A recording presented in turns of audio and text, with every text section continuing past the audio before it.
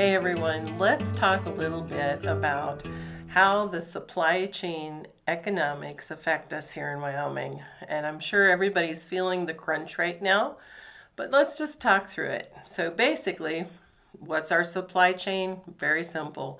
It's that connecting network between producers of goods, retailers, and consumers. So how does the supply get to the ultimate consumer?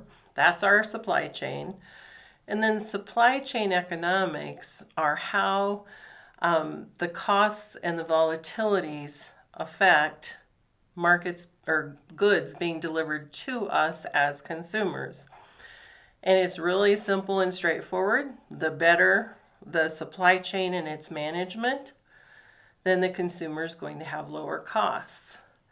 As we start to see problems with either the management of the supply chain or breakdowns in producing goods and that problematic chain of events, then that chain gets broken, it doesn't function as well as it should, and the economies of cost, supply, demand, etc.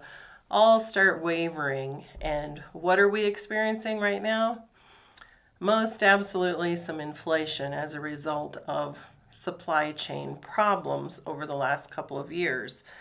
So what are some of those issues that arise in the supply chain? One is a shortage of goods. And when you stop production for a long period of time, there's a time to recapture, to get things rolling again, get production back up to the levels of consumption. There's a slower production cycle and delivery of goods with some of what we've experienced the last couple of years. And now we're dealing with a higher cost of transportation too. Gas prices are going up. I know we tried to rent a U-Haul to move a son across country recently, and the cost of that U-Haul had more than doubled in the last 3 years. It was almost $5,000 to rent a U-Haul. So those are some of the inflationary results we see as a result of supply chain disruption. How do we fix it? Well, a couple of thoughts on that. The biggest one for us in Wyoming is something we talked about last week, and that is more local production.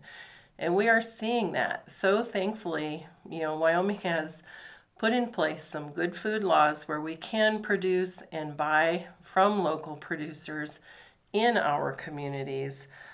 And then, as much as we can, we need to work toward less political posturing that ends up disrupting the supply chain. So think about that a little bit and consider some of the ways that you would help our supply chain. Thanks a lot for watching.